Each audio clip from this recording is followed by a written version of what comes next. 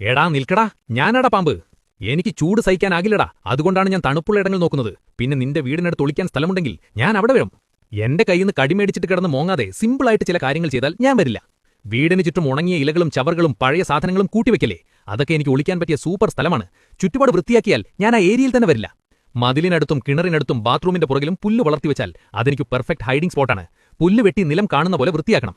വിറക്, ഇഷ്ടിക, ടൈൽ, ചകിരിച്ചാക്ക് എന്നിവ നിലത്ത് വെച്ചാൽ ഞാൻ അതിനുള്ളിൽ കയറി ഒളിക്കും. ഇവയെല്ലാം നിലത്തുനിന്ന് ഉയർത്തി നീറ്റായി വെക്കണം. ഭക്ഷണാവശിഷ്ടം, മാലിന്യം, ധാന്യം, പെറ്റ് ഫുഡ് തുറന്നുവെച്ചാൽ ആദ്യം എലി വരും. എലി വന്നാൽ പിന്നെ ഞാൻ ഫോളോ ചെയ്യും. ഭക്ഷണവും മാലിന്യവും എപ്പോഴും അടച്ചു സൂക്ഷിക്കണം.